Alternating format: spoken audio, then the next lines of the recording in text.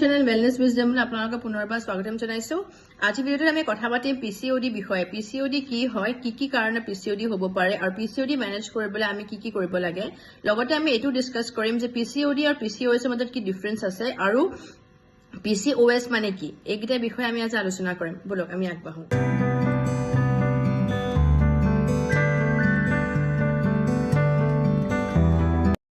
আমি পিচিঅডি কথা কওঁ, পিচিঅডি মানে হৈছে পলিসিস্টিক ওভাৰিয়ান ডিজিজ। পলিসিস্টিক ওভাৰিয়ান ডিজিজ এটা কণ্ডিশন হয় যাত আপোনাৰ কি হয়, যেতিয়া আপোনাৰ সেই কণ্ডিশনটো হয় তেতিয়া কি হয় যে আপোনাৰ যিবোৰ ওভাৰিজ থাকে, ওভাৰিজবোৰ হৈছে আপোনাৰ মাইকী মানুহৰ ৰিপ্ৰডাক্টিভ অৰ্গেনছ। আৰু এই ওভাৰিজতে আপোনাৰ দুটা হৰমন সিক্ৰিট হয়, এটা হৈছে এষ্ট্ৰজেন আৰু এটা হৈছে প্ৰজেষ্টৰন। আৰু এই দুটা হৰমনছে আপোনালোকৰ মেনষ্ট্ৰুৱেল চাইকেলটো ৰেগুলেট কৰে। এতিয়া যেতিয়া পিচিঅডি হয় তেতিয়া এই যিবোৰ ওভাৰিজ থাকে সেই ওভাৰিজ বিলাকৰ সৰু সৰু এনেকুৱা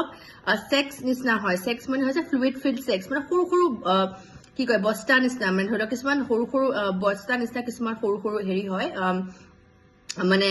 ফলিকলছ বুলি কয় আমি, সেই ফলিকলছবোৰ হয়। আৰু সেই ফলিকলছ বিলাকৰ এটা এটা ইমেচিয়ৰ এগ থাকে। যিহেতু আপোনালোকৰ সেই ফলিকলছ বিলাকৰ ইমেচিয়ৰ এগ থাকে, সেইকাৰণে সেই ফলিকলছবোৰ আপোনালোকৰ ওভুলেশ্যন প্ৰচেছটো আণ্ডাৰগো নহয়, মানে ইট ডাজ নট আণ্ডাৰগো ইয়ৰ process of ovulation, which is why there is an alteration of your hormones between your estrogen and your progesterone. So basically আপোনাৰ estrogen and progesterone মাজত এটা ডিসব্যালেন্স হয়, which is why কি হয় আপোনালোকৰ menstrual cycleটো আপোনালোকৰ irregular হৈ যায়। আৰু এই গোটেই প্ৰচেছটোকে আমি PCOD বুলি কওঁ। PCOD basically means that you have small sacs around the edge of your ovaries, which are nothing but follicles, and these follicles contains an immature egg. Because these eggs are still immature, it does not undergo ovulation, and the lack of ovulation can actually result in alteration of your hormones, which is your estrogen and your progesterone, and this can result in an imbalance of your entire hormonal system and also in imbalance or in irregularization of your menstrual cycle, and this entire process is known as PCOD.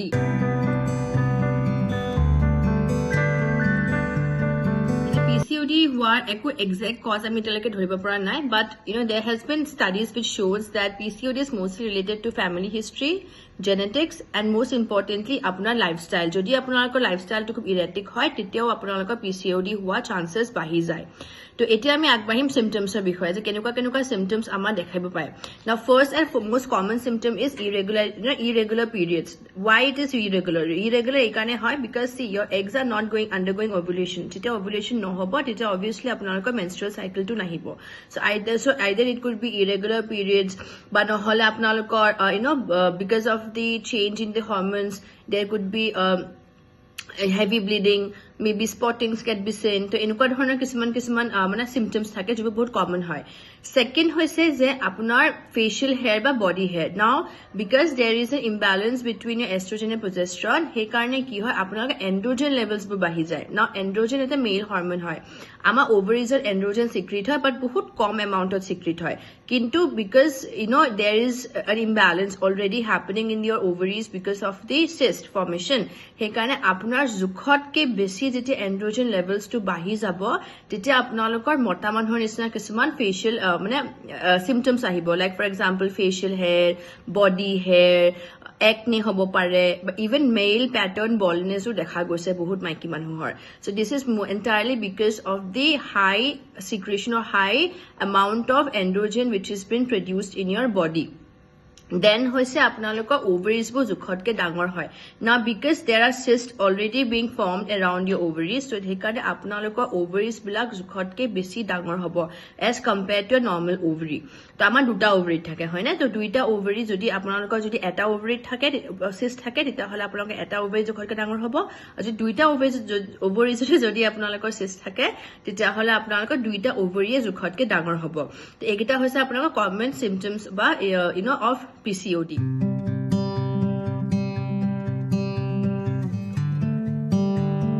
এতিয়া আমি কথা পাতিম যে কি কাৰণত মানুহৰ PCOD হ'ব পাৰে। What are the common causes of PCOD? Now even though there is no exact cause been determined so far because of for PCOD, যে কি কাৰণ exactly হ'ব পাৰে সেইটো আমি এতিয়ালৈকে determine কৰিব পৰা নাই, but very common symptoms যিবোৰ বা common causes যোনবোৰ হয় সেইবোৰ হৈছে প্ৰথম হৈছে আপোনালোকৰ genes, যদি আপোনালোকৰ genetic কিবা history আছে তেতিয়া আপোনালোকৰ PCOD হ'ব পাৰে।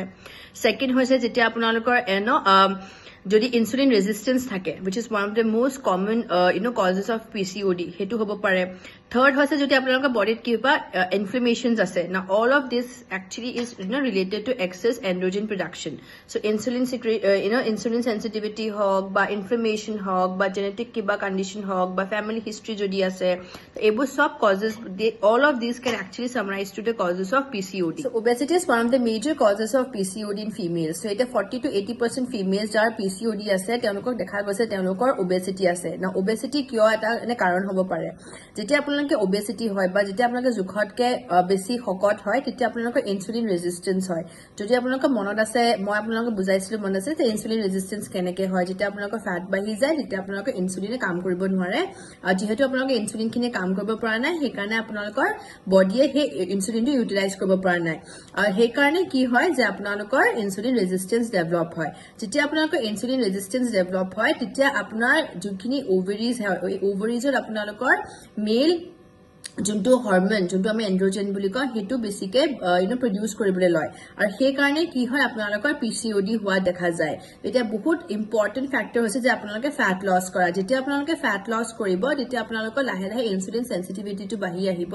আৰু যাৰ কাৰণে আপোনালোকৰ পিসিওডি দিছিনা সমস্যাবোৰ লাহে লাহে কমি আহিব তো বহুত মানুহে ভাবে যে শকত হৈছো কাৰণে পিসিওডি হৈছে নে পিসিওডি হোৱাৰ কাৰণে শকত হৈছো so it's kind of actually শকত হোৱাৰ কাৰণে আপোনালোকৰ পিসিওডি হৈছে যেতিয়া আপোনালোকে খিনাই আহিব তেতিয়া লাহে লাহে আপোনালোকৰ এনেকুৱা ধৰণৰ কন্ডিশনস বিলাকো নাইকিয়া হৈ আহি থাকিব এতিয়া আমি কথা পাতিম যে পিসিওডি হলে আমি কেনেকৈ মেনেজ কৰিব পাৰো হাউ ক্যান উই মেনেজ পিসিওডি তো পিসিওডি মেনেজমেন্টৰ ফাৰ্স্ট হৈছে আপোনালোকৰ হৰমোনাল পিলস বা যোনবোৰ হৰমোনাল বাৰ্থ কন্ট্ৰোল পিলস বুলি কওঁ বা অৰেল কন্ট্ৰাসেপ্টিভ পিলস বুলি কওঁ তো অৰেল কন্ট্ৰাসেপ্টিভ পিলস বিলাকত আপোনাৰ এষ্ট্ৰোজেন আৰু প্ৰজেষ্টেৰণৰ কিছুমান কম্পোজিশন থাকে যেটো আপোনালোকৰ যোনটো মেনষ্ট্ৰুৱেল সাইকেল হয় হেতু ৰেগুলেট কৰে লগতে আপোনালোকৰ একনি প্ৰবলেম বা যদি বডি হেয়াৰ বা এক্সেস ফেশিয়াল হেয়াৰ থাকে হেবিলাকো কমোৱাত সহায় কৰে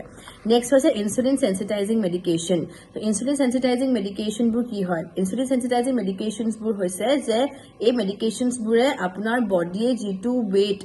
the way how your body processes insulin he process to basically activate kore like for example metformin is a very common drug hoy na jibam diabetes or use hoy so similarly metformin PCOD to dia jay so that your body can actually increase the way how your insulin is being processed next hoise kisuma enokar dhona medications which will help you to block your androgen so androgen to apuna male hormone hoy ar ei jetia apuna androgen to ami block koribole block koribo medications law jetia lahe lahe apnaloke dekhibo je apnalokor menstrual cycle to regulate hoy ahibo ar ei menstrual cycle regulation logoto apuna bakibor symptoms lahe lahe komi ahe কিন্তু মেডিকেশনৰ বাহিৰেও সবতছে important এটা factor হৈছে আপোনালোকৰ lifestyle modification যেতিয়ালৈকে আপোনালোকে lifestyle modification নকৰে তেতিয়ালৈকে আপোনালোকৰ পিসিওডি টো ভাল হোৱাত বহুত সমস্যা থাকে যে লাইফষ্টাইল মডিফিকেশন বুলি ক'লে আমি কি বুজো আপোনাৰ লাইফষ্টাইল মডিফিকেশনৰ প্ৰথম আহে আপোনালোকৰ ডায়েট সেকেন্ড হৈছে আপোনালোকৰ এক্সাৰসাইজ এটা ডায়েট কিয় ইম্পৰ্টেন্ট হয় ডায়েট ইজ ভেৰি ইম্পৰ্টেন্ট কাৰণ ই আপোনাৰ weight lossত সহায় কৰিব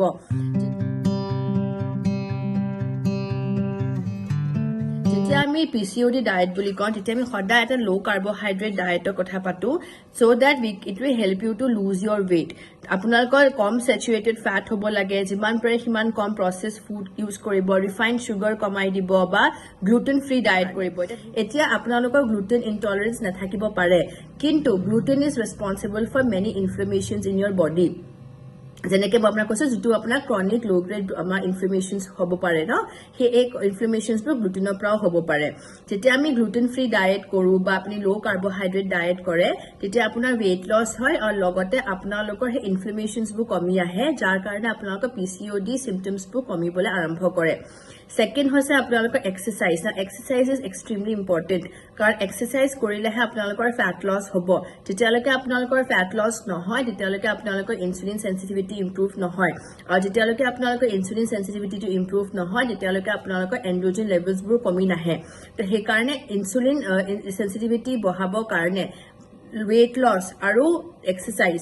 are both very important factors here যেতিয়া আমি weight loss বুলি কওঁ তেতিয়া সদায় লো কাৰ্বোহাইড্ৰেট হাই প্ৰটিন আৰু হাই ফাইবাৰ ডায়েট এটা ফলো কৰিব লাগে যাতে আপোনাৰ নিউট্ৰিয়েন্টছৰ যোনটো ব্যালেন্স থাকে সেই ব্যালেন্সটো আপোনালোকৰ হেৰাই নাযায় এতিয়া আপুনি খাদ্যত কি খাব প্ৰথম হৈছে আপোনালোকে সদায় ওমেগা ফ্যাটি এসিডস ইনক্লুড কৰিব দে ওমেগা ফ্যাটি এসিডস ক'ত থাকে ওমেগা ফ্যাটি এসিড আপোনালোকৰ প্ৰথমত থাকে মাছৰ বাহিৰে আপোনালোকে যিবোৰ নাটস এণ্ড সিডস যেনে ধৰি লওক আলমণ্ডছ ৱালনাটছ বা বেলেগ ধৰণৰ সিডস যেনে ফ্লেক্স সিড চিয়া সিড ৱাটাৰমেলন সিডস এইবিলাকত omega fatty acids থাকে তাৰ বাহিৰে নাৰিকলত omega fatty acids থাকে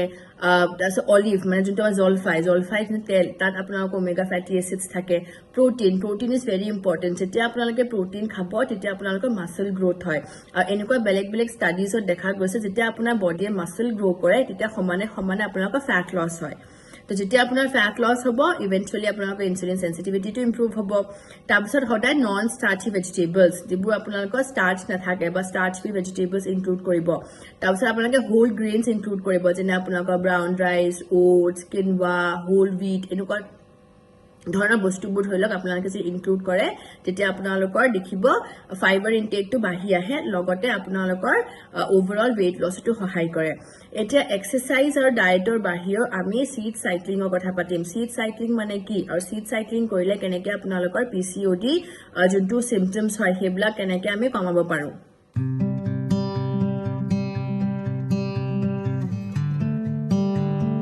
আমি কথা পাতিম সিড সাইক্লিংৰ বিষয়ে বাতি সিড সাইক্লিং আৰু আপোনালোকে সিড সাইক্লিং কেনেকৈ কৰিব পাৰে না সিড সাইক্লিংটো বহুত এটা ইজি আৰু সিম্পল মেথড হয় যেটোৱে আপোনালোকৰ এষ্ট্ৰোজেন আৰু প্ৰজেষ্টৰন লেভেলছৰ মাজত বেলেন্স ৰখাত সহায় কৰে এতিয়া সিড সাইক্লিং আপোনালোকে কেনেকৈ কৰিব সিড সাইক্লিং কৰিবলৈ হলে আপোনালোকৰ পিৰিয়ডছৰ ফাৰ্ষ্ট ডে পৰা 14 ডেজৰ লৈকে যেটো আপোনালোকৰ টাইম হয় সেইটো আপোনালোকৰ ফলিকুলাৰ ফেজ বুলি কয় আৰু যত আপোনালোকৰ এষ্ট্ৰোজেন লেভেলছবোৰ সিক্ৰিট হয় তো আপোনালোকে যদি এই প্ৰথম দিনৰ পৰা 14 ডে লোকে যদি এসামুচ ফ্লেক্স সিড আৰু এসামুচ পাম্পকিন সিড ৰাতিপুৱা শুই উঠি খালি পেটত খায় তেতিয়া ই আপোনাৰ এষ্ট্ৰোজেন লেভেলছটো বেলেন্স কৰাত সহায় কৰে আৰু 15 দিনৰ পৰা 28 দিনলৈকে মানে from the 15th day to 18th day of your cycle যদি আপোনালোকে সেসেমি মানে তিল আৰু লগত যদি আপোনালোকে এসামুচ sunflower seeds মানে এসামুচ তিল আৰু এসামুচ sunflower seeds যদি খায় তেতিয়া ই আপোনাৰ যোন লিউটেল ফেজ হয় লিউটেল ফেজটো প্ৰজেষ্টৰন সিক্ৰিট হয় সেই প্ৰজেষ্টৰন লেভেলছবোৰ বেলেন্স কৰাত সহায় কৰে so it's very simple from the day 1 to day 14 of your period cycle আপোনালোকে এসামুচ ফ্লেক্স সিড আৰু এসামুচ পাম্পকিন সিড লব ৰাতিপুৱা শুই উঠি খালি পেটত আৰু from the 15th day to 18th day of your cycle আপোনালোকে এসামুচ তিল মানে সেসেমি বগা বা কোলা যেটো এভেইলেবল আছে হেতু আৰু লগতে এসামুচ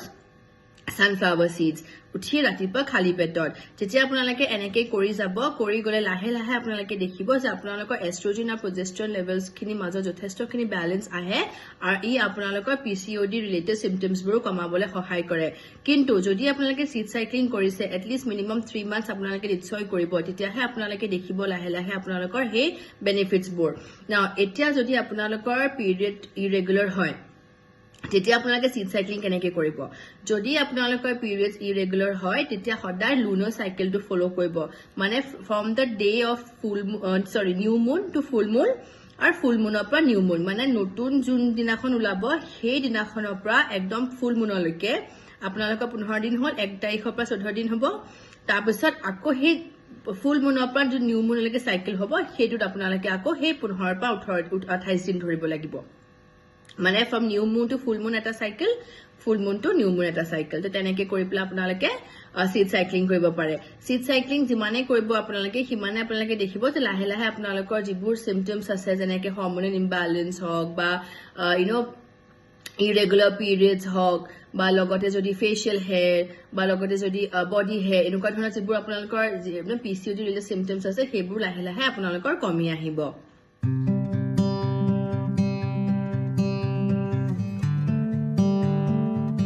এটা আমি কথা পাতিম PCOS এর বিষয়ে PCOS মানে কি আর PCOD আর PCOS এর মধ্যে কি ডিফারেন্স আছে PCOS হইছে পলিসিস্টিক ওভেরিয়ান সিনড্রোম আর PCOD হইছে পলিসিস্টিক ওভেরিয়ান ডিজিজ যদিও দুইটা শুনিবলৈ বহুত একেই কিন্তু দুইটাৰ মাজত বহুতখিনি পাৰ্থক্য আছে যেতিয়া আপোনালোকৰ PCOD হয় তেতিয়া আপোনালোকৰ ওভাৰিজৰ ইমেচিউৰ এগ ফৰ্মেশন হয় যাৰ কাৰণে ওভুলেশন নহয় আৰু ওভুলেশন নোহোৱাত আপোনালোকৰ মেনষ্ট্ৰুৱেল সাইকেলটো ইৰেগুলাৰ হয় আৰু লগতে বহুত ধৰণৰ হৰমোনাল ইমবেলেন্স দেখা যায় which is known as PCOD এতিয়া যেতিয়া আপোনাৰ PCOS হয় PCOS is an endocrine issue ঠিক আছে তো এন্ডোক্ৰাইন ইস্যুত কি হয় যে আপোনালোকৰ ওভাৰিয়ে বেছিকে জোখতকে বেছি যেতিয়া আপোনালোকৰ এন্ড্ৰোজেন সিক্ৰিট কৰে তেতিয়া আপোনালোকৰ যিবোৰ এগছ থাকে দিজ আৰ মোৰ প্ৰোন টু বিকামিং অফ সিস্ট আৰু এই সিস্টবোৰ কি হয় আপোনালোকৰ পিচিঅডি যেনেকে ৰিলিজ হয় পিচিঅএছৰ ৰিলিজ নহয় তাহাঁতি ওভাৰিজৰ মাজতে বিল্ড আপ হৈ গৈ থাকে যেহেতু সেই এগছবোৰ ওলাব নোৱাৰে আৰু ওভাৰিজতে বিল্ড আপ হৈ থাকে খুব বেছি ধৰণৰ হৰম'নেল ইৰেগুলাৰিটিজ দেখা যায় এনেকুৱা মাইকী মানুহবিলাকৰ আৰু ইনফাৰ্টিলিটি ইজ ভেৰি কমন